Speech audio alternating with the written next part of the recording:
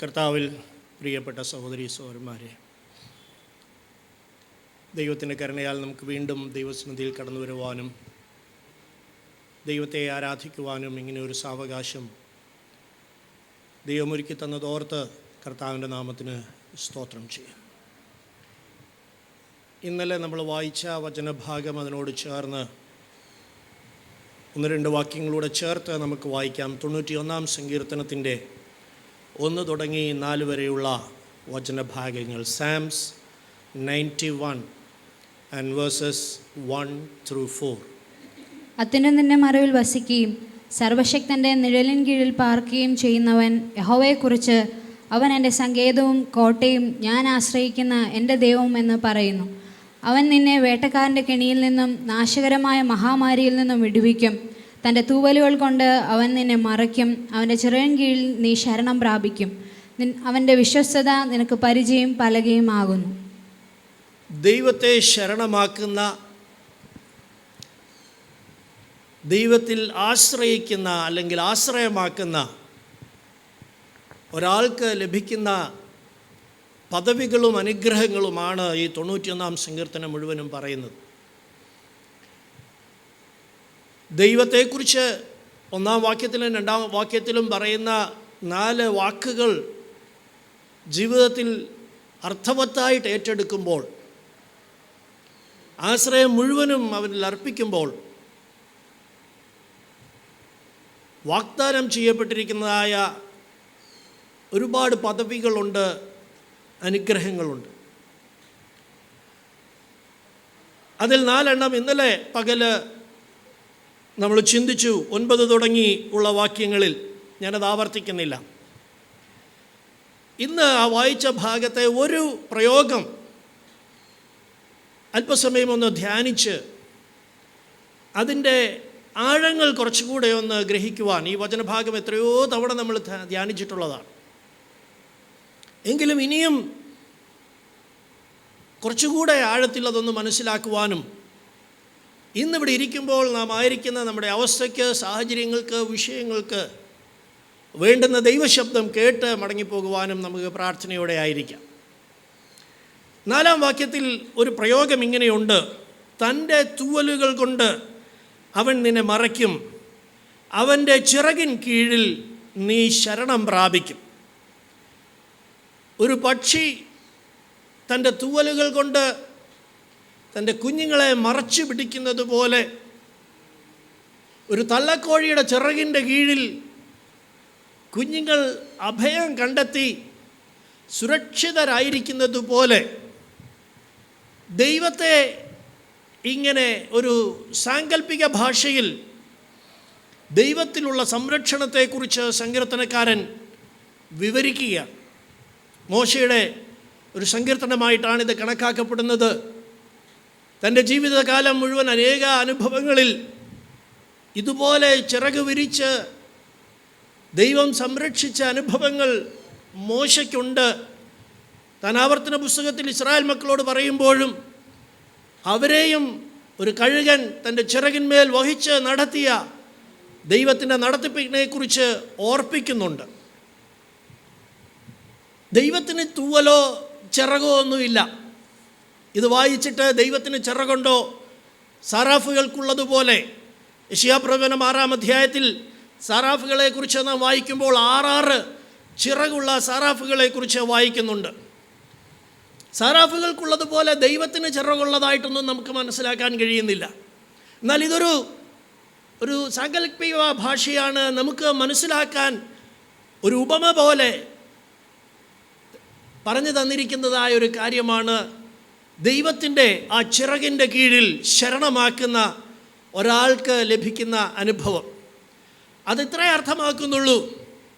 ഒരു കോഴിയുടെ ചിറകിനടിയിലേക്ക് കോഴിക്കുഞ്ഞുങ്ങൾ വന്ന് അഭയം പ്രാപിക്കുന്നത് പോലെ ദൈവത്തിൻ്റെ ഉള്ളിലേക്ക്, ദൈവത്തിലേക്ക് ഓടിയെടുത്ത വിശ്വാസത്തോടുകൂടെ, അനുസരണയോടുകൂടെ, സബ്മിഷനോടുകൂടെ, ഒരു കീഴടങ്ങലോടുകൂടെ അവൻ്റെ കീഴിൽ നാം ആയിരിക്കുമെങ്കിൽ, അവനിൽ നാം ആയിരിക്കുമെങ്കിൽ, അവൻ്റെ സംരക്ഷണത്തിൽ നാം ആയിരിക്കുമെങ്കിൽ ലഭിക്കുന്നതായ അനുഭവങ്ങളെക്കുറിച്ചാണ് നമ്മളിവിടെ വായിക്കുന്നത്.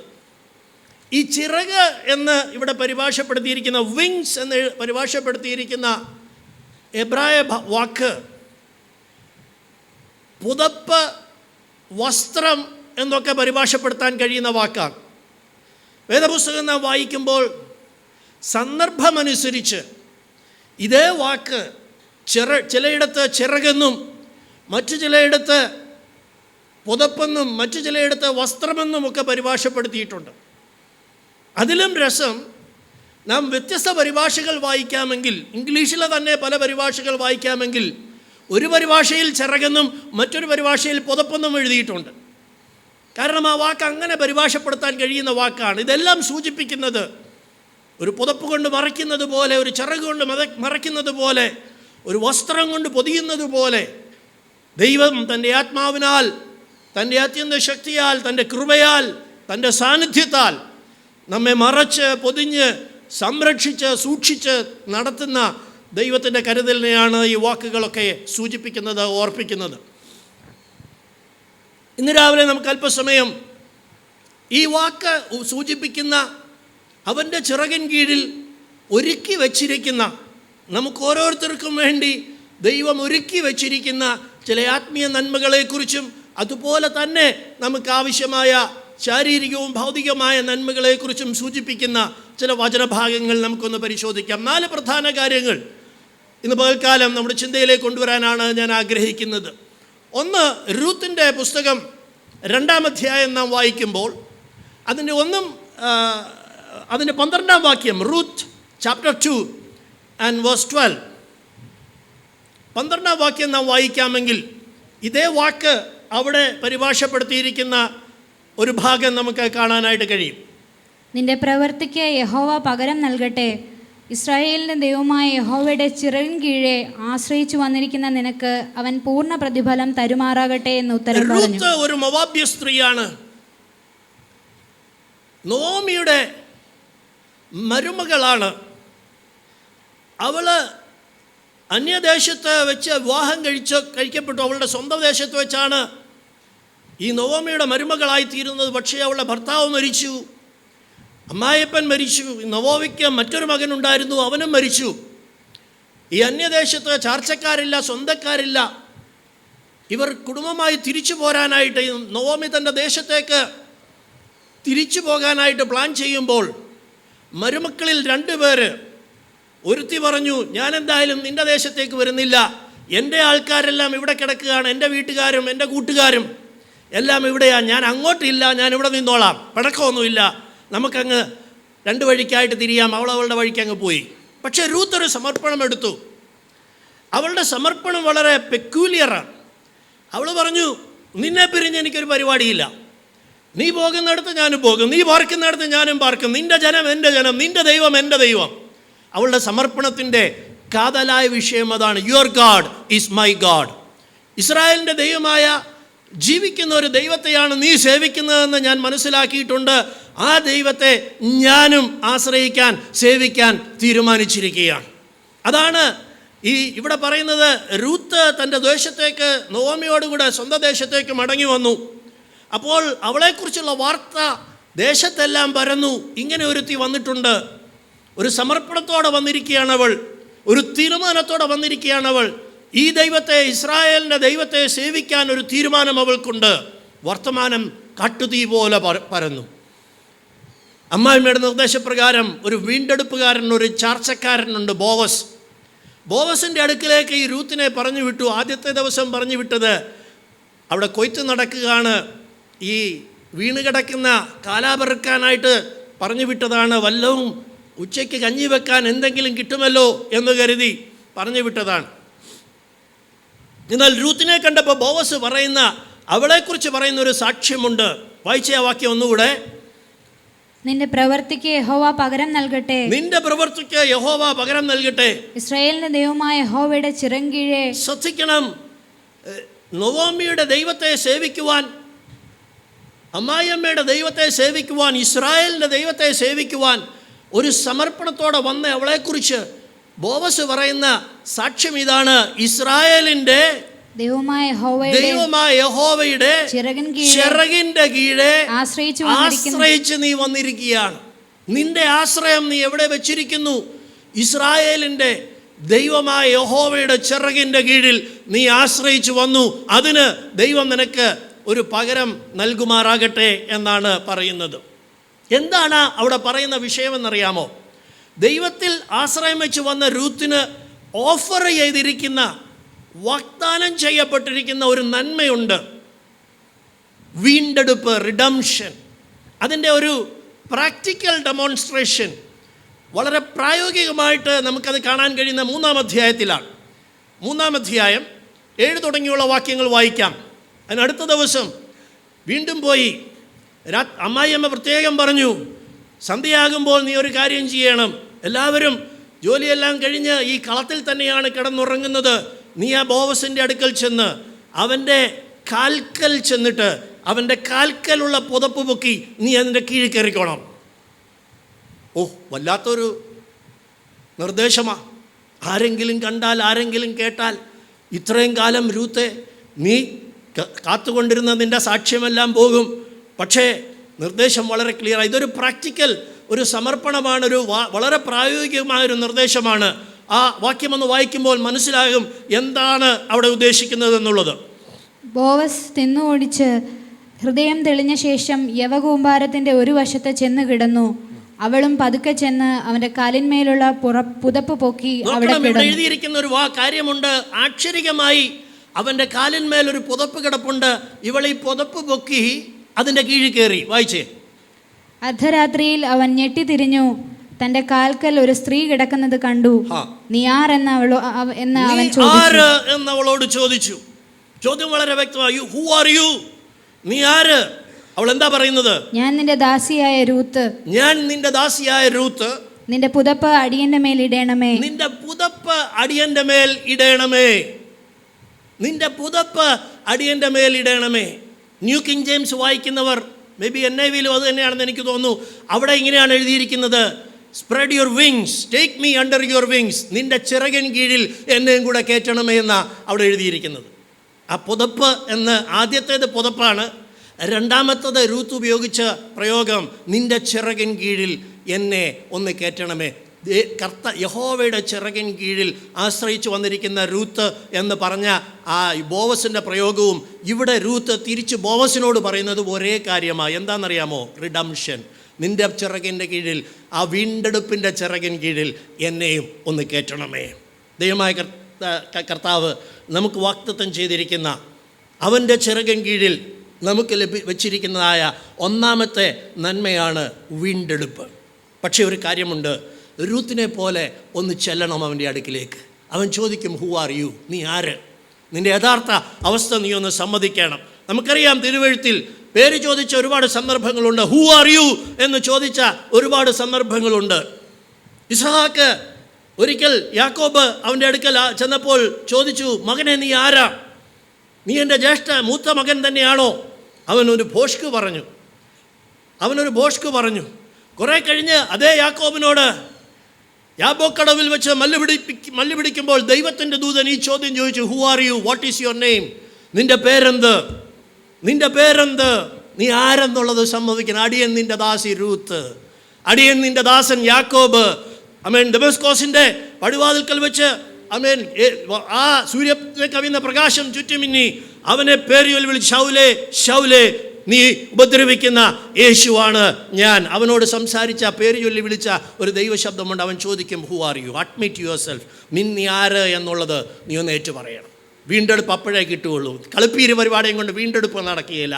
ഒപ്പീര് പരിപാടിയും കൊണ്ട് വീണ്ടെടുപ്പ് നടക്കുകയില്ല. അവൻ്റെ ചെറിയ കീഴിലേക്ക് നീ ആശ്രയിച്ച് ചെല്ലുമ്പോൾ നീ ആര് എന്നുള്ളത്, നിൻ്റെ അവസ്ഥ എന്ത് എന്നുള്ളത്, നിൻ്റെ പാപം എന്ത് എന്നുള്ളത്, നിൻ്റെ ജീവിതത്തിൻ്റെ ആയിരിക്കുന്ന അവസ്ഥ എന്ത് എന്നുള്ളത് തുറന്ന് സമ്മതിക്കാമോ? അവൻ്റെ ചിറക് നിൻ്റെ മേൽ വിരിക്കും. അല്ലെങ്കിൽ വേറൊരു ഭാഷയിലൂടെ എഴുതിയിരിക്കുന്ന അവൻ്റെ പുതപ്പ് നിൻ്റെ മേൽ വിരിക്കും.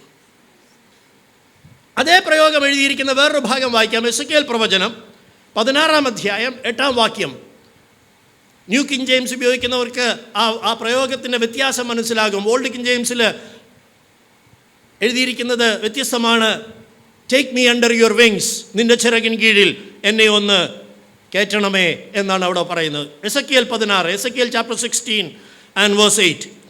ഞാൻ നിന്റെ അരികെ കൂടി കടന്ന് നിന്നെ നോക്കിയപ്പോൾ ഇസ്രായേലിനെ കുറിച്ച് പ്രവചിക്കുകയാണ്. വായിച്ചോ. നിനക്ക് പ്രേമത്തിന്റെ സമയമായി എന്ന് കണ്ടിട്ട് എന്റെ വസ്ത്രം നിന്റെ മേൽ വിരിച്ചു. എന്റെ വസ്ത്രം നിന്റെ മേൽ വിരിച്ചു. നിന്റെ നഗ്നത മറച്ചു. അവിടെ ന്യൂ കിംഗ് ജെയിംസ് എഴുതിയിരിക്കുന്നത് I spread my wings over you എന്ന, എൻ്റെ ചിറക് നിന്റെ മേൽ വിരിച്ചു എന്നാണ്. ദൈവം ഇസ്രായേലിനോട് പറയുകയാണ്, ഞാൻ നിന്റെ അരികിൽ കൂടി പോയപ്പോൾ നിന്നെ കണ്ടിട്ട്, നിന്റെ അവസ്ഥ കണ്ടിട്ട് എൻ്റെ വീണ്ടെടുപ്പിൻ്റെ ചിറക് നിന്റെ മേൽ വിരിച്ചു. ചിറക് വിരിച്ചിട്ട് മറച്ചത് എന്താണെന്നറിയാമോ? വായിച്ചേ അടുത്ത വാക്യം. നിന്റെ നഗ്നത മറച്ചു. നിന്റെ നഗ്നത മറച്ചു. എന്താണ്? What is this nakedness? That is a nakedness of sin. പാപത്തിൻ്റെ നഗ്നതയാത്. എപ്പോഴാണ് നഗ്നമായെന്നറിയാമോ? ഉൽപ്പത്തി പുസ്തകം 3-ാം അധ്യായം 7-ാം വാക്യം. ഉൽപ്പത്തി പുസ്തകം 3-ാം അധ്യായം 7-ാം വാക്യം.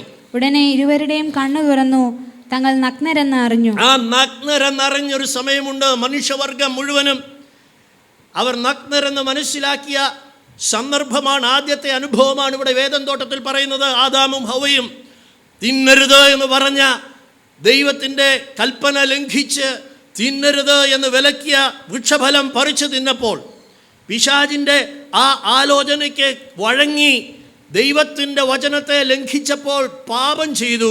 പാപം ചെയ്തപ്പോൾ അവരുടെ നഗ്നത അവർക്ക് മനസ്സിലായി. 7 മുതലുള്ള വാക്യങ്ങൾ വായിച്ചേ. 10 മുതലുള്ള വാക്യങ്ങൾ വായിച്ചേ. 10, 11 വാക്യങ്ങൾ. തോട്ടത്തിൽ നിന്റെ ഒച്ച കേട്ടിട്ട് ഞാൻ നഗ്നനാകൊണ്ട് ഭയപ്പെട്ട് ഒളിച്ചു എന്നവൻ പറഞ്ഞു.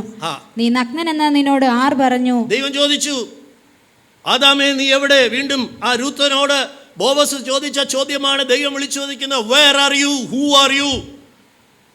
ആ ചോദ്യത്തിൻ്റെ മുമ്പിൽ വാസ്തവമായിട്ട് പാപം സമ്മതിക്കാമോ? അവൻ്റെ വീണ്ടെടുപ്പിൻ്റെ ചിറക് നമ്മുടെ മേൽ വിരിക്കും.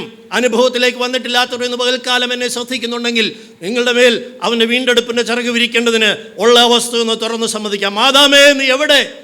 അവൻ പറഞ്ഞു, ഞാൻ നഗ്നനാകൊണ്ട് ഞാൻ ഒളിച്ചു. ദൈവം എന്താ ചോദിക്കുന്നത്? നഗ്നനെന്ന് നിന്നോട് ആര് പറഞ്ഞു? തിന്നരുതെന്ന് ഞാൻ നിന്നോട് കൽപ്പിച്ച വൃക്ഷഫലം നീ തിന്നുവോ എന്ന് ചോദിച്ചു. ദൈവമക്കളെ, പാപം ചെയ്യുമ്പോൾ യു ആർ ബിക്കമിങ് നേക്കഡ്. ഓരോ തവണയും ഓർത്തോണം, പാപത്തിന് നഗ്നതയുണ്ട്. It will expose you. നിന്റെ തനി നിറം അത് പുറത്തു കൊണ്ടുവരും. Sin will make you naked and his wings will spread over you if you confess. പാപം ഏറ്റു പറയാമെന്നുണ്ടെങ്കിൽ, നീ ആര് എന്ന് സമ്മതിക്കാമെന്നുണ്ടെങ്കിൽ, നിന്റെ അവസ്ഥ ഏറ്റു പറയാമെന്നുണ്ടെങ്കിൽ, അവൻ്റെ വീണ്ടെടുപ്പിൻ്റെ ചിറക് നിന്റെ മേൽ വിരിക്കും. ആ എസെക്കിയേലിൽ എഴുതിയിരിക്കുന്ന എൻ്റെ വസ്ത്രം നിന്റെ മേൽ വിരിച്ചു എന്നുള്ളതും ന്യൂ കിങ് ജെയിംസിൽ വിങ്സ് എന്നാണ് ട്രാൻസ്ലേറ്റ് ചെയ്തിരിക്കുന്നത്. എൻ്റെ ചിറക് നിന്റെ മേൽ വിരിച്ചു. അതാണ് വീണ്ടെടുപ്പിൻ്റെ ചിറക്.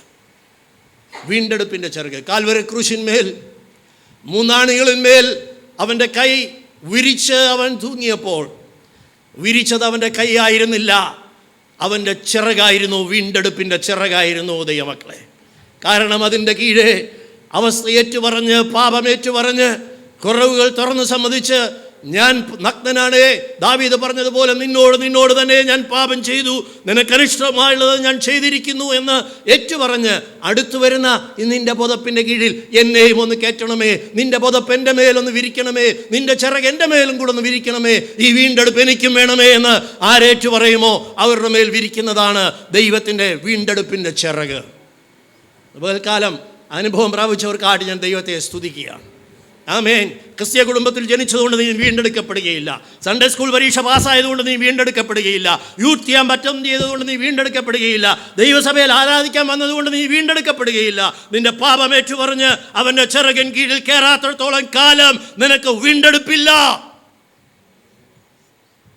വീണ്ടെടുപ്പിൻ്റെ ചിറകാണ് അവൻ്റെ ചിറക്. രൂത്ത് തുറന്ന് സമ്മതിച്ചു. അർദ്ധരാത്രി പാദരാത്രിയാ.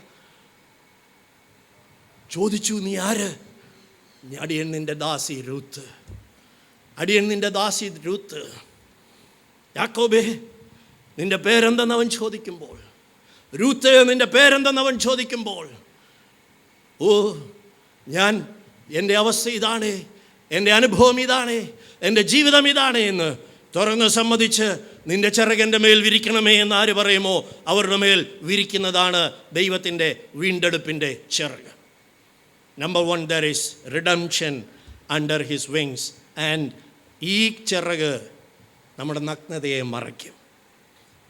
എസെക്കിയേൽ വായിക്കുമ്പോൾ ഇസ്രായേലിനോട് പറയുകയാണ്, ഞാൻ നിൻ്റെ അരികെ കൂടെ പോയപ്പോൾ നീ നഗ്നയായി കിടക്കുന്ന ഞാൻ കണ്ടിട്ട് എൻ്റെ ചിറക് നിൻ്റെ മേൽ വിരിച്ചു, നിൻ്റെ നഗ്നത മറച്ചു.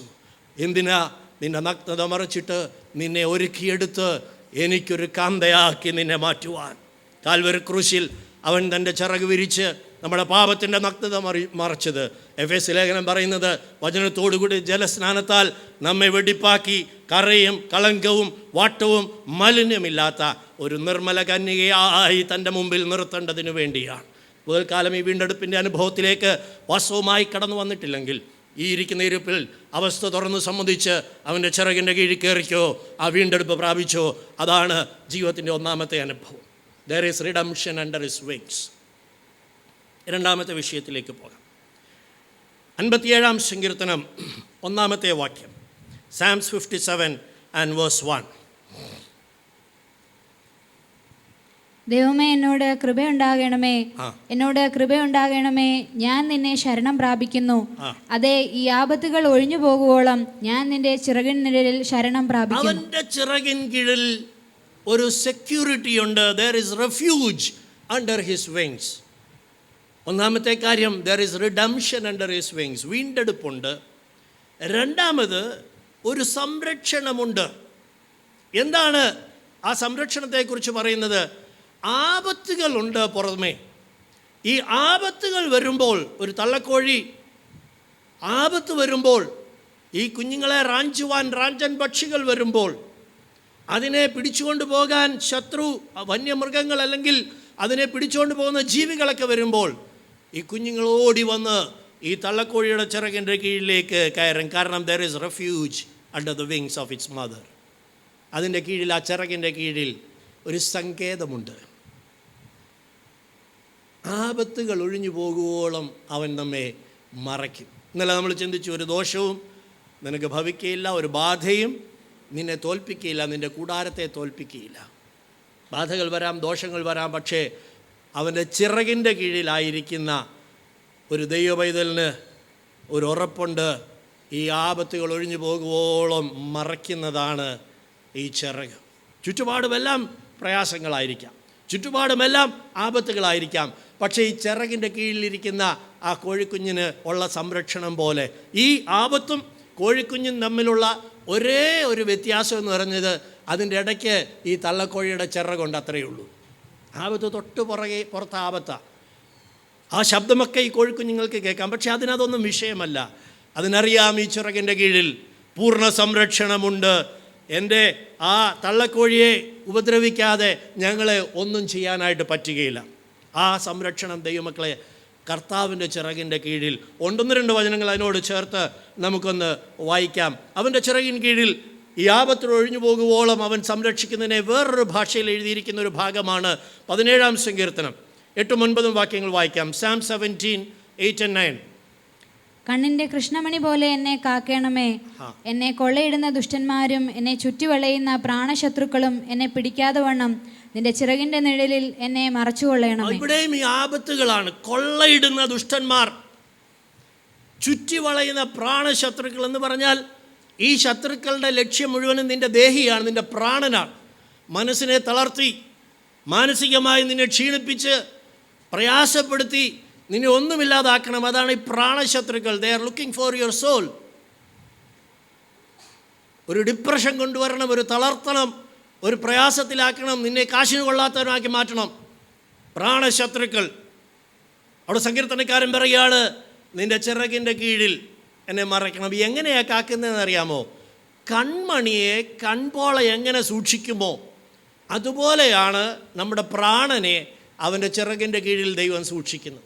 നമുക്കറിയാം, നമ്മുടെ കൺപോളയ്ക്ക് നമുക്ക് കണ്ണ് അടയ്ക്കണമെന്ന് നമുക്ക് തോന്നിയാൽ കണ്ണടയ്ക്കാം, കണ്ണ് തുറക്കണം എന്ന് തോന്നിയാൽ കണ്ണടയ്ക്കാം. പക്ഷെ നമ്മൾ അറിയാതെ ഈ കൺപോള അടച്ച് തുറക്കുന്നുണ്ട് അനേക തവണ. കാരണം എന്തെങ്കിലും ഒരു പൊടിയോ നമ്മുടെ കണ്ണിൽ കണ്ണിന് പോലും കാണാൻ കഴിയാത്ത പൊടി പടലങ്ങൾ നമ്മുടെ കണ്ണുകൊണ്ട് ആ പൊടി പടലം ഒന്ന് കണ്ടുപിടിക്കാൻ നോക്കിയാൽ നമുക്ക് ഒരു പൊട്ടുപോലും കാണാൻ പറ്റുകയില്ല. അത്രയ്ക്കും ചെറിയ പൊടിപടലങ്ങൾ പോലും നമ്മുടെ കണ്ണിൽ അടിക്കാതെ വണ്ണം ഈ കൺപോള അടച്ചു തുറന്ന് ഈ കണ്ണിനെ സൂക്ഷിക്കുന്നുണ്ട്.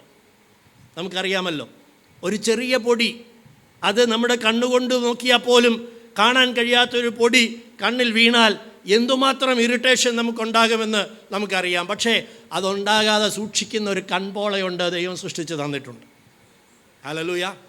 കർത്താവ് പറയുകയാണ്, എൻ്റെ കൺപോള എൻ്റെ കണ്ണിനെ എങ്ങനെ സൂക്ഷിക്കുന്നു, അതുപോലെ അതിനേക്കാൾ ശ്രേഷ്ഠമായിട്ട് എന്നെ കാക്കുന്ന ഒരു ചിറകിൻ്റെ കീഴിലാണ് ഞാനായിരിക്കുന്നത്.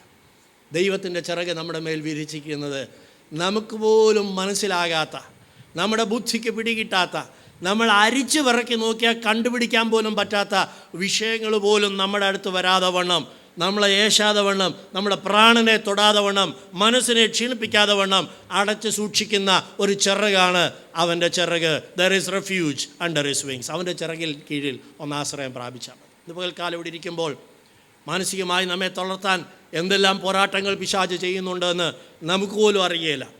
പക്ഷെ ഒരു കാര്യം, നമ്മളിന്ന് ഇവിടെ ഇരിക്കുന്നുണ്ടെങ്കിൽ, സുബോധത്തോടെ ഇരിക്കുന്നുണ്ടെങ്കിൽ, ഇങ്ങനത്തെ അവസ്ഥയിലെങ്കിലും ഇവിടെ ഇരിപ്പുണ്ടെങ്കിൽ അവൻ്റെ ചിറക് നമ്മുടെ മേൽ വിരിച്ചിട്ടുള്ളത് കൊണ്ട് മാത്രമാണ് എന്ന് നാം സമ്മതിച്ചേ പറ്റുള്ളൂ.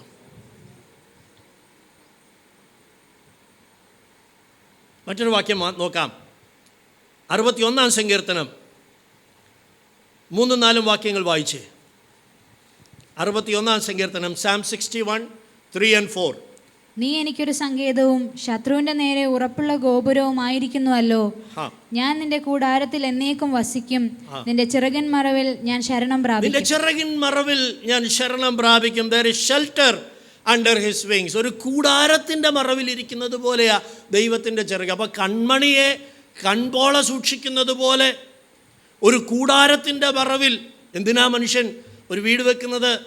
മരത്തിൻ്റെ മേളിൽ ഇരുന്നാലും ജീവിച്ചൂടെ? പക്ഷികളും മൃഗങ്ങളുമൊക്കെ അങ്ങനെയല്ലേ ജീവിക്കുന്നത്. പക്ഷേ ഈ ചൂടും വെയിലും കാറ്റും തണുപ്പും മഴയും ഒന്നും താങ്ങാനുള്ള ശേഷി നമ്മുടെ ശരീരത്തിനില്ല. അതുകൊണ്ടൊരു കൂടാരം നമ്മുടെയൊക്കെ പ്രാപ്തി പോലെയും നമുക്ക് ആവശ്യമുള്ളതുപോലെയും ഓരോ കൂടാരം നമ്മളൊക്കെ ഉണ്ടാക്കിയിട്ടുണ്ട്. ഇവിടെ പറയുന്ന കൂടാരം ഇന്നലെ പറഞ്ഞ കൂടാരമല്ല, നാം പാർക്കുന്ന നമ്മുടെ ഭവനത്തെക്കുറിച്ചാണ്. ഒരു കൂടാരത്തിൻ്റെ മറവിൽ ഇരിക്കുമ്പോൾ ഒരു സംരക്ഷണമുണ്ട്.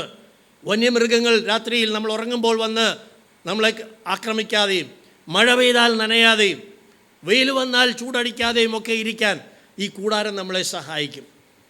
കർത്താവിൻ്റെ ആ ഷെൽട്ടർ അവൻ്റെ ചിറകിൻ കീഴിലായിരിക്കുമ്പോൾ 121-ാം സങ്കീർത്തനം പറയുന്നത്, പകൽ സൂര്യനെങ്കിലും രാത്രി ചന്ദ്രനെങ്കിലും നിന്നെ ബാധിക്കയില്ല.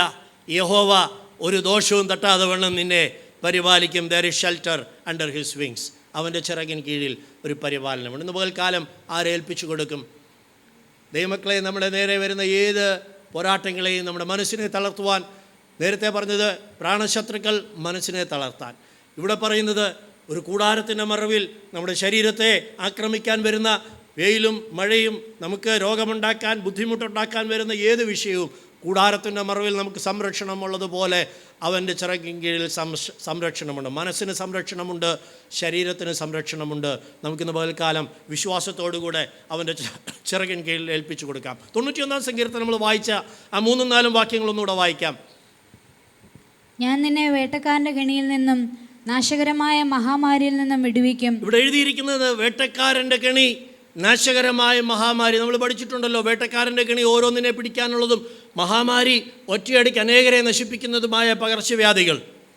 അവൻ നിന്നെ വിടുവിക്കും. അടുത്ത വാക്യം, തന്റെ തൂവലുകൾ കൊണ്ട് അവൻ നിന്നെ മറയ്ക്കും. അവന്റെ ചിറകിൻ കീഴിൽ നീ ശരണം പ്രാപിക്കും. ഇന്ന് പകൽക്കാലം കർത്താവിൻ്റെ ആ ചിറകിൻ കീഴിലേക്ക് നമുക്കൊന്ന് രൂത്തിനെ പോലെ അടുത്ത് ചെന്നിട്ട്, നിൻ്റെ പുതപ്പ്, നിൻ്റെ ചിറക് എൻ്റെ മേലും കൂടെ ഒന്ന് വിരിക്കണമേ എന്നാരെ ഏൽപ്പിച്ചു കൊടുക്കും. ഇതുപോൽക്കാലം ഇവിടെ ഇരിക്കുമ്പോൾ നാം നേരിടുന്ന പ്രയാസങ്ങൾ, പ്രതികൂലങ്ങൾ എവിടെയെങ്കിലും ഉണ്ടെങ്കിൽ അവൻ്റെ ചിറകിൻ കീഴിൽ നിന്ന് മാറിപ്പോയ അനുഭവങ്ങൾ, അവസ്ഥകൾ, വിഷയങ്ങൾ ഏതെങ്കിലും ഉണ്ടെങ്കിൽ നമുക്ക് ഏറ്റുപറഞ്ഞുകൊണ്ട് അവൻ്റെ ചിറകിൻ കീഴിലേക്കൊന്ന് മടങ്ങി വരാം.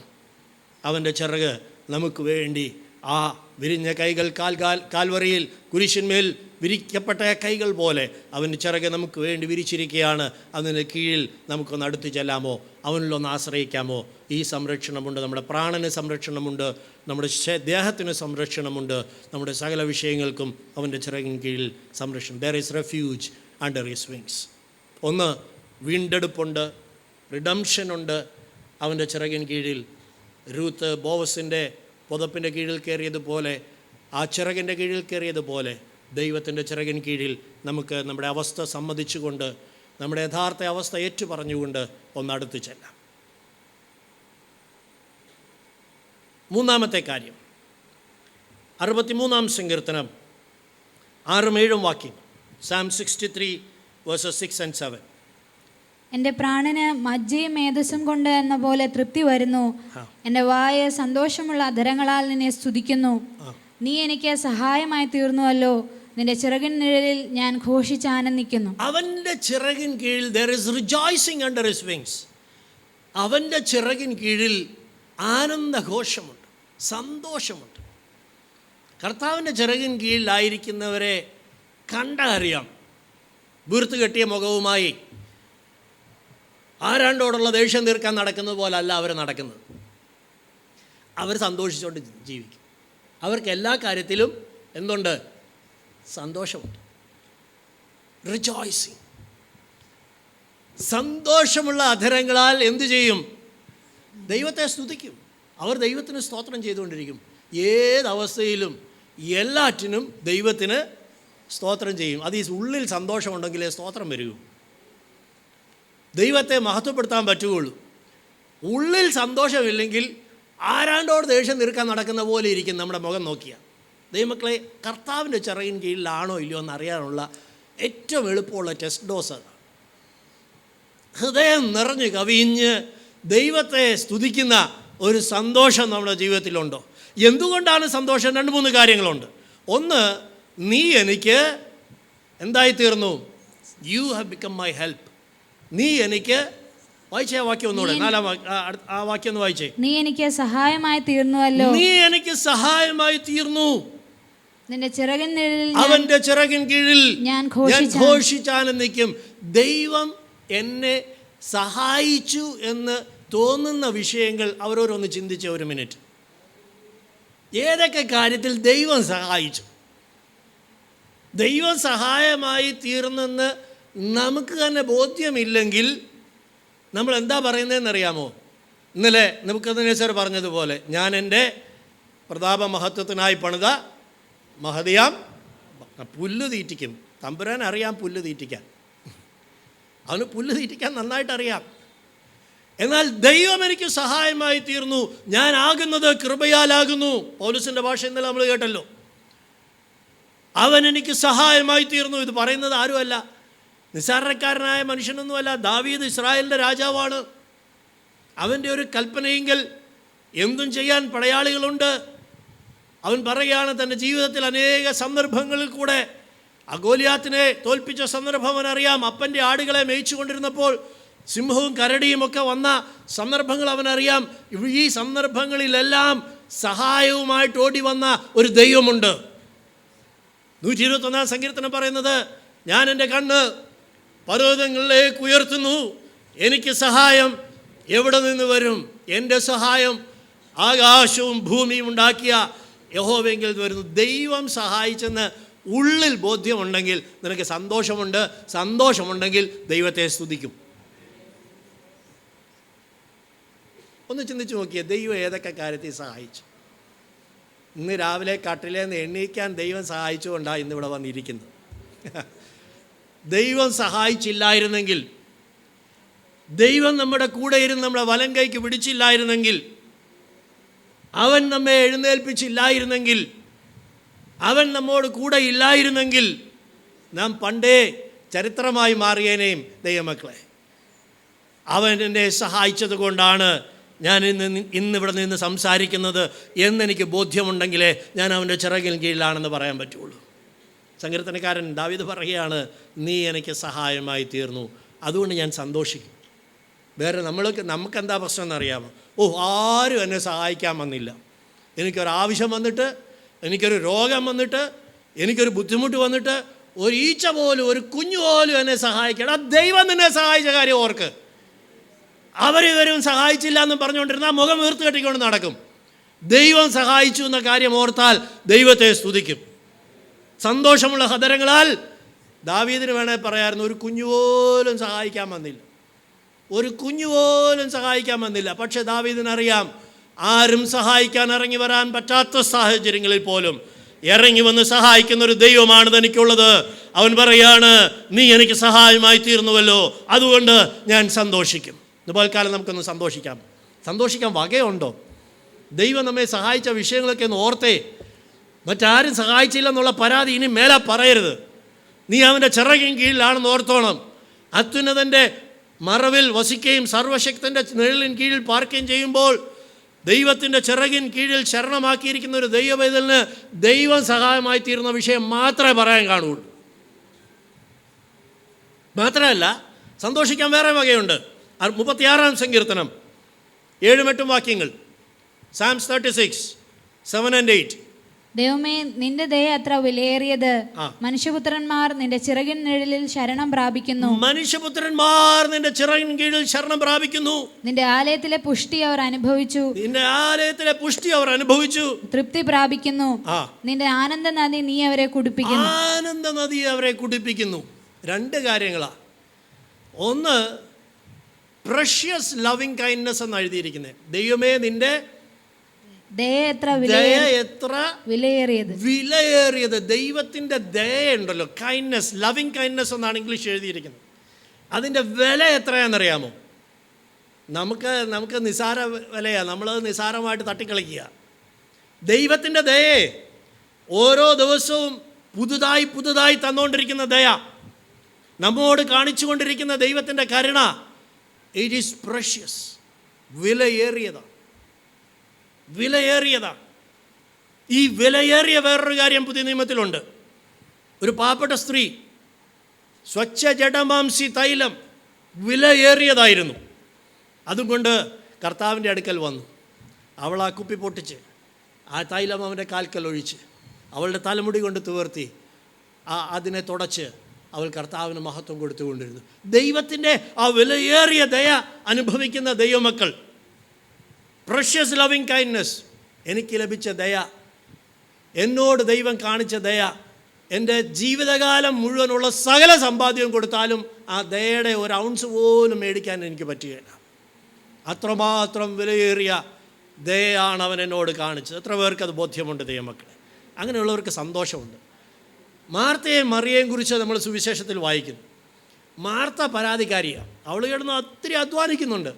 അധ്വാനിച്ചേച്ച് വന്ന് കർത്താവിനോട് പറഞ്ഞു, കർത്താവേ, ഞാൻ തനിയെ കിടന്ന് അധ്വാനിക്കുന്നു, എന്നെ ഒന്ന് സഹായിക്കാനെങ്കിലും അവളോട് പറഞ്ഞൂടെ? കർത്താവ് ഒറ്റ കാര്യമേ പറഞ്ഞു, മറിയ നല്ല അംശം തിരഞ്ഞെടുത്തിരിക്കുന്നു.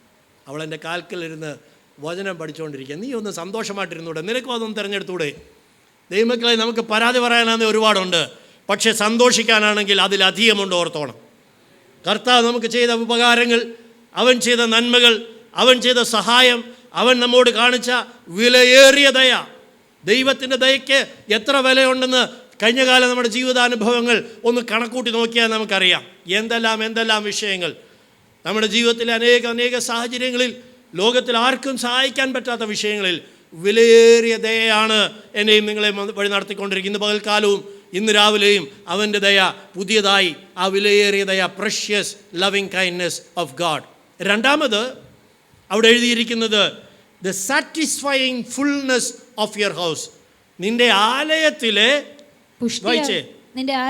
പുഷ്ടി അവർ അനുഭവിച്ചു, തൃപ്തി പ്രാപിക്കുന്നു. ദൈവത്തിൻ്റെ ആലയത്തിൽ ഒരു സാറ്റിസ്ഫൈയിങ് ഫുൾനെസ് ഉണ്ട്. നമ്മെ തൃപ്തിപ്പെടുത്തുന്ന അനുഭവങ്ങൾ എവിടെ ഉണ്ട്? ദൈവസഭയ്ക്കകത്ത് ദൈവം വച്ചിട്ടുണ്ട്. നമുക്ക് വേണ്ടുന്ന വചനം ദൈവം തരുന്നുണ്ട്, നമുക്ക് വേണ്ടുന്ന അഭിഷേകം ദൈവം തരുന്നുണ്ട്, നമുക്ക് വേണ്ടുന്ന ആലോചനകൾ ദൈവം തരുന്നുണ്ട്, നമുക്ക് വേണ്ടുന്ന എല്ലാം ദൈവത്തിൻ്റെ ഭവനത്തിനകത്ത് ദൈവം ഒരുക്കിയിട്ടുണ്ട്. വല്ല തൃപ്തിയുണ്ടോ? ഉണ്ടെങ്കിൽ സന്തോഷത്തോടെ ദൈവത്തെ സ്തുതിച്ചോണം. കർത്താവേ, ഇത്രകാലവും നീ എനിക്ക് വചനം തന്നതിനായിട്ട് സ്തോത്രം. ഇത്രകാലവും എൻ്റെ ആത്മാവിനെ തൃപ്തിപ്പെടുത്തുന്ന, ഓരോ ദിവസവും ദൈവസന്നിധി വന്നിരുന്നപ്പോൾ എന്നെ ജീവിപ്പിക്കുന്ന, എന്നെ സൗഖ്യമാക്കുന്ന, എന്നെ ബലപ്പെടുത്തുന്ന, എൻ്റെ വയറ് നിറയ്ക്കുന്ന ദൈവവചനം, അതെൻ്റെ മനസ്സിനെ നിറയ്ക്കുന്ന ദൈവവചനം, എൻ്റെ ആത്മാവിനെ നിറയ്ക്കുന്ന അഭിഷേകം എനിക്ക് തന്നതിനായിട്ട് ദൈവത്തിന് സ്തോത്രം. ആമേൻ. അതിനാ ദൈവസഭയെ വെച്ചിരിക്കുന്നത്. ദൈവസഭയെ വന്നിരുന്ന് ദൈവം നമുക്ക് തരുന്ന ആ നന്മ ഓർത്ത്, there is satisfying fullness in the house of God. രാജ്യത്തിൻ്റെ അനേക ഭാഗങ്ങളിൽ നിന്ന് അനേകരെ കഴിഞ്ഞ ദിവസങ്ങൾ ഇവിടെ വന്ന് വയറ് നിറഞ്ഞു പോയോട്ടോ, തൃപ്തരായിട്ട് പോയി. പക്ഷേ പിന്നെയും കിട്ടിയിട്ട് നമുക്കൊരു തൃപ്തിയില്ല, പെറുവെറുപ്പേ ഉള്ളൂ. നമുക്ക് പെറുവെറുപ്പേ ഉള്ളൂ. ആ ഇസ്രായേൽ മക്കൾ മരുഭൂമി കിടന്ന് പെറുവെറുത്ത പോലെ അവർക്ക് വേണ്ടുന്ന പോലെ കർത്താവ് കൊടുത്തു. മന്ന ധാരാളം കൊടുത്തു, വെള്ളം ധാരാളം കൊടുത്തു, എന്നാലും പെറുവെറുക്കുകയാണ്. മിസ്രൈമിലുള്ള ചിറ്റുള്ളിയില്ല, ചുവന്നുള്ളിയില്ല എന്നും പറഞ്ഞിട്ട് ദൈവമക്കളെ ഇന്ന് പകൽക്കാലം ദൈവഭവനത്തിനകത്തുള്ള ആ സാറ്റിസ്ഫൈങ് ഫുൾനെസ് ഓർത്ത് സന്തോഷിക്കണം. അവിടെ പറയുകയാണ്, അതുകൊണ്ട് ആനന്ദ നദി അവരെ കുടിപ്പിക്കുന്നു. There is rejoicing under the wings of God because there is satisfying fullness in the house of God.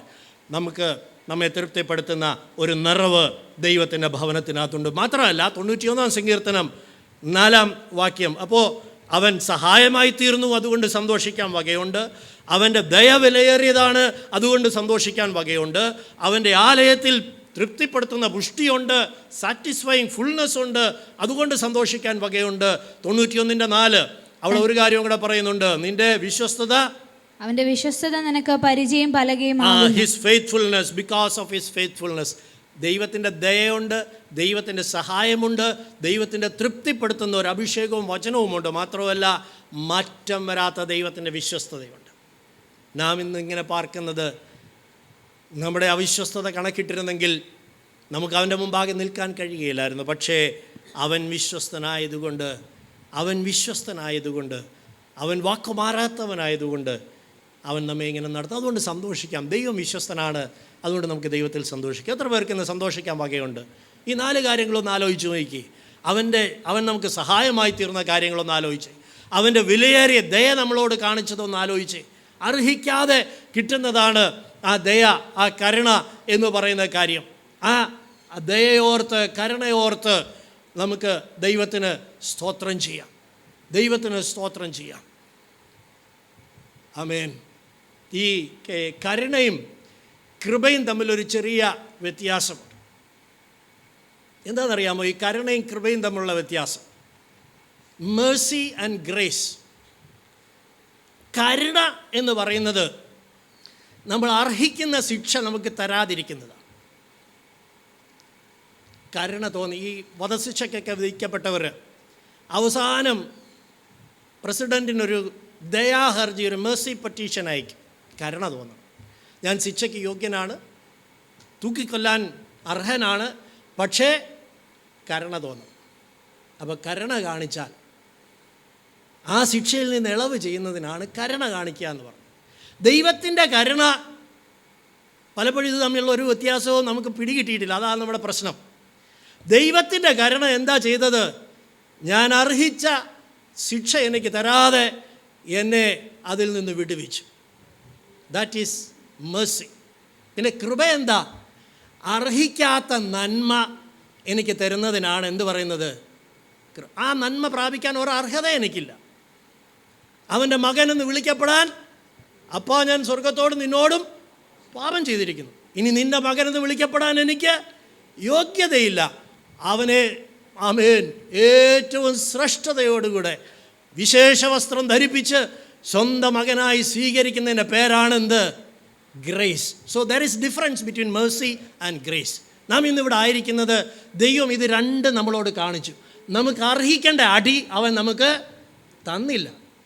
അടിച്ച് പൊട്ടിക്കേണ്ടതായിരുന്നു, നിത്യ നരകത്തിൽ കൊണ്ട് കളയേണ്ടതായിരുന്നു. നാം ചെയ്ത പ്രവൃത്തികൾ ആലോചിച്ച് നോക്കിയാൽ സകല വേണ്ടാതിനോ നമ്മുടെ ജീവിതത്തിൽ നിന്ന് വന്നിട്ട് മനുഷ്യരുടെ മുമ്പാകെ ഭക്തനെന്ന് അഭിനയിച്ച് 2 പ്രൈസലോട് കൂട്ടി പറഞ്ഞ് നടന്നതിന് തക്ക ശിക്ഷ അവൻ തരാതിരുന്നതാണ് ദൈവത്തിൻ്റെ കരുണ. അതാ കരുണ എന്ന് പറയുന്നത്. അർഹിക്കാത്ത നന്മ തന്നതിൻ്റെ പേരാണ് കൃപ. അർഹിക്കാത്തത് തന്നു, അർഹിച്ചത് തന്നതുമില്ല. സോ കരുണയുണ്ട്, കൃപയുമുണ്ട്. ഇത് രണ്ടും വ്യത്യസ്തമാണ്. ഇത് രണ്ടും നന്നായിട്ട് മനസ്സിലാക്കിക്കും. ദൈവത്തിൻ്റെ കരുണയ്ക്കായിട്ട് ദൈവത്തിന് സ്തോത്രം ചെയ്യണം. കർത്താവേ, എനിക്ക് ലഭിക്കേണ്ട ശിക്ഷ നീ തന്നില്ല, ഇതിന് തക്കത് എനിക്ക് പാപിക്കണമായിരുന്നു, എനിക്കത് തന്നില്ല. അത് നിൻ്റെ കരുണയാണ്, എനിക്ക് അർഹിക്കാത്തത് നീ എനിക്ക് തന്നു, അത് നിൻ്റെ കൃപയാണ്. So mercy and grace. അതുകൊണ്ട് നമുക്ക് സന്തോഷിക്കാം. പകൽക്കാലം എത്ര പേർക്ക് സന്തോഷമുണ്ടോ ദൈവസന്നിധി? ഇത്രയൊക്കെ കേട്ടിട്ടും സന്തോഷിക്കാൻ പറ്റിയില്ലെങ്കിൽ എന്തോ കാര്യമായ തകരാറ്. എന്തോ കാര്യമായ തകരാറുണ്ട്, ഒരു അടിയന്തര ചികിത്സ ആവശ്യമുണ്ട്. മുന്നോട്ട് പോകാം. 4ാമത്തെ വിഷയത്തിലേക്ക് വരാം. 3 കാര്യങ്ങളാണ് ഞാൻ പറഞ്ഞത്. 1, there is redemption under his wings. അവൻ്റെ ചിറകിൻ കീഴിൽ വീണ്ടെടുപ്പുണ്ട്. 2, there is refuge under his wings. അവൻ്റെ ചിറകിൻ കീഴിൽ ശരണമുണ്ട്, സങ്കേതമുണ്ട്. ആപത്തുകൾ ഒഴിഞ്ഞു പോകുവോളം, പ്രാണശത്രുക്കൾ ഒഴിഞ്ഞു പോകുവോളം, നമ്മെ കാറ്റും മഴയും വെയിലും മഴയും ഒന്നും ഏൽക്കാതെ വണ്ണം നമ്മെ സംരക്ഷിക്കുന്ന ദൈവത്തിൻ്റെ ഒരു സംരക്ഷണമുണ്ട്. 3, അവൻ്റെ ചിറകിൻ കീഴിൽ ആനന്ദഘോഷമുണ്ട്. there is rejoicing under his wings. 4ാമത്തെ ഒരു കാര്യം കൂടെ പറഞ്ഞ് ഞാൻ അവസാനിപ്പിക്കാം. മലാക്കി പ്രവചനം 4-ാം അധ്യായം 2-ാം വാക്യം. Malachi chapter 4 and verse 2. എൻ്റെ നാമത്തെ ഭയപ്പെടുന്ന നിങ്ങൾക്കോ നീതിസൂര്യൻ എൻ്റെ ചിറകിൻ കീഴിൽ രോഗോപശാന്തിയോടുകൂടെ ഉദിക്കും. There is healing under his wings. അവൻ്റെ ചിറകിൻ കീഴിൽ സൗഖ്യമുണ്ട്.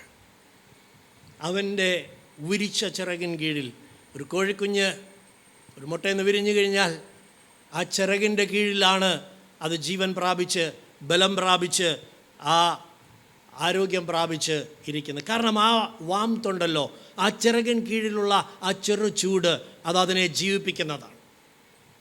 അണുബാധ ഏൽക്കാതിരിക്കുവാൻ, രോഗം പിടിച്ച് മരിച്ചു പോകാതിരിക്കുവാൻ, ചത്തുപോകാതിരിക്കാൻ ആ കൊച്ചു പക്ഷിക്കുഞ്ഞിനെ സംരക്ഷിക്കുന്ന ചൂട് ആ ചിറകിൻ്റെ കീഴിലുണ്ട്. There is healing under his wings.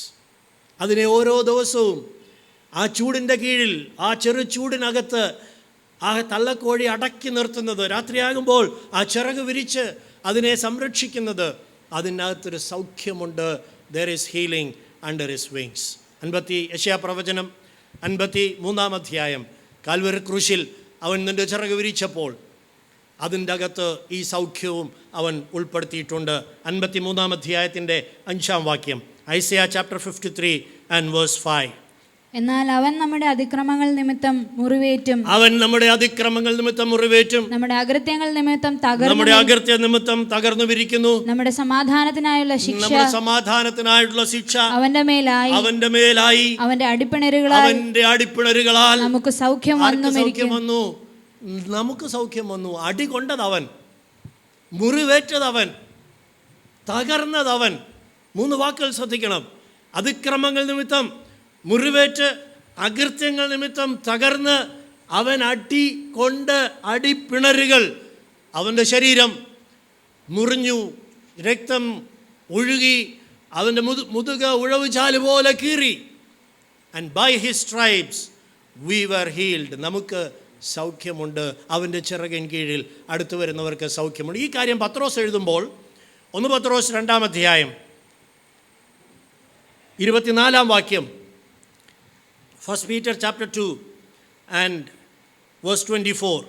നാം പാപം സംബന്ധിച്ചു മരിച്ചു നീതിക്ക് ജീവിക്കേണ്ടതിന് അവൻ തൻ്റെ ശരീരത്തിൽ നമ്മുടെ പാപങ്ങളെ ചുമന്നുകൊണ്ട് ക്രൂശിന്മേൽ കയറി. അപ്പോൾ ഈ രോഗത്തിനും മരണത്തിനും കാരണമായി തീരുന്ന പാപം തൻ്റെ ശരീരത്തിൽ വഹിച്ചിട്ട്, നാം പാപം സംബന്ധിച്ച് മരിച്ചിട്ട് നാം നീതിക്ക് ജീവിക്കേണ്ടതിന് അവൻ നമ്മുടെ പാപങ്ങളെ ചുമന്നുകൊണ്ട് ക്രൂശിന്മേൽ കയറി. അടുത്ത വാക്യം. അവന്റെ അടിപ്പിണരുകളാൽ നിങ്ങൾക്ക് സൗഖ്യം വന്നിരിക്കുന്നു. We were healed by his stripes. അവൻ്റെ ചിറകിൻ കീഴിൽ രോഗസൗഖ്യം. അതുപോലെ കാലിവിടെ ഇരിക്കുമ്പോൾ നമ്മുടെ ആത്മാവിൻ്റെ രോഗം മാത്രമല്ല, നമ്മുടെ മനസ്സിൻ്റെ രോഗം മാത്രമല്ല, നമ്മുടെ ശരീരത്തിൻ്റെ രോഗവും അവൻ്റെ ചിറകിൻ കീഴിൽ സൗഖ്യമുണ്ട്. എത്ര പേര് വിശ്വസിക്കാൻ തയ്യാറാണ്? There is healing under his wings. അവൻ്റെ ചിറകിൻ കീഴിൽ അഭയം പ്രാപിക്കുന്നതാണ് നല്ലത്. മറ്റൊരു വാക്യം വായിക്കാം. യെരമ്യാ പ്രവചനം 30-ാം അധ്യായം. Jeremiah chapter 30 and verse 17. യെരമ്യാ പ്രവചനം 30-ാം അധ്യായത്തിൻ്റെ 17-ാമത്തെ വാക്യം. അവർ നിന്നെ ഭ്രഷ്ടയെന്നും ആരും തിരിഞ്ഞു നോക്കാത്ത സിയോൻ എന്നും വിളിക്കൊണ്ട് ഞാൻ നിന്റെ മുറിവുകളെ പൊറുപ്പിച്ച് നിനക്ക് ആരോഗ്യം വരുത്തും എന്ന് യഹോവയുടെ അരുളപ്പാട്. അവൻ്റെ ചിറകിൻ കീഴിൽ he will heal our wounds. നമ്മുടെ മുറിവുകളെ അവൻ സൗഖ്യമാക്കും, പൊറുപ്പിക്കുമെന്നാണ് എഴുതിയിരിക്കുന്നത്. അവന് പൊറുപ്പിക്കാൻ കഴിയാത്ത ഒരു മുറിവുമില്ല. വേൽക്കാലം മുറിവ് ശരീരത്തിനായിരിക്കാം, മുറിവ് മനസ്സിനായിരിക്കാം, പക്ഷെ അവന് ഹീൽ ചെയ്യാൻ പറ്റാത്ത ഒരു മുറിവുമില്ല. എത്ര പേര് ഏൽപ്പിച്ചു കൊടുക്കാൻ തയ്യാറാണ്? അവൻ്റെ സൗഖ്യം എത്ര പേർക്ക് ആവശ്യമുണ്ട്? ഇവൻ ഹീൽ ചെയ്തിട്ട് കർത്താവ് സൗഖ്യം, മുറിവുകളെ പൊറുപ്പിച്ചിട്ട് എന്ത് വരുത്തുമെന്ന് എഴുതിയിരിക്കുന്നത്? നിനക്ക് ആരോഗ്യം വരുത്തും. ദൈവത്തിന് വേണ്ടി ജീവിക്കാനുള്ള ആരോഗ്യം, കർത്താവിൻ്റെ വേല ചെയ്യാനുള്ള ആരോഗ്യം, കർത്താവിന് വേണ്ടി ഓടുവാനുള്ള ആരോഗ്യം. ഏലിയാവ് ഇങ്ങനെ മനസ്സിന് മുറിവേറ്റ് ചൂരച്ചെടിയുടെ തണലിൽ കിടക്കുകയാണ്. എന്താ മുറിവ്? ഇസബേൽ ഒരു വെല്ലുവിളി നടത്തി. നാളെ ഈ നേരത്ത് നിന്റെ ജീവനെ അവരിൽ ഒരുത്തനെ പോലെ ആക്കിക്കളയും. ഇസബേലിൻ്റെ വെല്ലുവിളികൾ അത്ര നിസ്സാരമൊന്നുമല്ല. ആ വ്യാപാര ശക്തി ഏലിയാവിനെ പോലും ഭയപ്പെടുത്തി കളഞ്ഞു. മരണം കാണാതെ എടുക്കപ്പെടാൻ വിളിക്കപ്പെട്ടവൻ ഈ മനസ്സ് മുറിഞ്ഞു കഴിഞ്ഞപ്പോൾ, മനസ്സിന് മുറിവേറ്റപ്പോൾ ചൂരച്ചെടികളുടെ തണലിൽ കിടന്നേച്ച് പ്രാർത്ഥിക്കുക, കർത്താവേ എൻ്റെ പ്രാണനെ എടുത്തുകൊള്ളണേ. നിൻ്റെ പ്രാണനെ അല്ല ഏലിയാവേ, നിൻ്റെ ശരീരത്തോടെ എടുക്കാനാണ് എൻ്റെ പ്ലാൻ. തമ്പുരാൻ്റെ പ്ലാൻ നിൻ്റെ പ്രാണനെ എടുക്കാനല്ല, നിന്നെ ശരീരത്തോടെ ഉടലോടെ എടുക്കാനാ. അവിടെ അവൻ ദൂതനെ അയച്ചു. ദൈവത്തിൻ്റെ ദൂതൻ കനലിൽ മേൽ ചുട്ട അട കൊണ്ടുവന്ന് അവന് കൊടുത്തു. വാങ്ങി ഭക്ഷിക്കാൻ പറഞ്ഞ് അവനെടുത്ത് കൊടുത്തു. അവൻ ഭക്ഷിച്ചു. മനസ്സിൻ്റെ മുറിവ് മാറി, ശരീരത്തിന് ആരോഗ്യം വന്നു.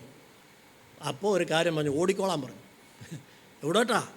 ഈ ഓട്, പർവ്വതത്തിലേക്ക് ഓട്, വലിയ മഴ, ആമേൻ, അത് പെയ്യാൻ പോകുകയാണ്. മഴ നിന്നെ തടുക്കാതിരിക്കേണ്ടതിന് നീ ഓട്. ഇതിന് ഏലിയാവിൻ്റെ മനസ്സിൻ്റെ മുറിവ് സൗഖ്യമാകണമായിരുന്നു. അവനെ തളർത്തിയിട്ട വിഷയത്തിലൊരു വിടുതൽ വേണമായിരുന്നു. ദൈവം അവൻ്റെ ചിറക് അവൻ്റെ മേൽ വിരിച്ചു, തൻ്റെ ദൂതനെ അവൻ്റെ അടുക്കൽ അയച്ചു. അവന് ഭക്ഷണം കൊണ്ട് കൊടുത്തിട്ട് പറഞ്ഞു, ഏലിയാവേ, കർമ്മയിലേക്ക് ഓടാനാണ് നിന്നെ വിളിച്ചിരിക്കുന്നത്. 40 പകലും 40 രാവും ആ ആഹാരത്തിൻ്റെ ബലം കൊണ്ട് അവൻ ഓടി. അവൻ സൗഖ്യം തരുന്നത് എന്തിനാ? അവൻ വിടുതൽ തരുന്നത് എന്തിനാ? അവൻ ആരോഗ്യം തരുന്നത് എന്തിനാ? ദൈവത്തിൻ്റെ പർവ്വതത്തിലേക്ക് നിനക്ക് ഓടാൻ ധാരാളമുണ്ട്. ദൈവത്തിലെ പകൽക്കാലം അവന് വേണ്ടി ഓടാൻ ആരെ ഏൽപ്പിച്ചു കൊടുക്കും? അവൻ്റെ ചിറങ്ങിയുള്ള സൗഖ്യം അവൻ നിങ്ങൾക്ക് വാഗ്ദാനം ചെയ്യും. നമ്മുടെ കണ്ണുകളെ അടയ്ക്കാം.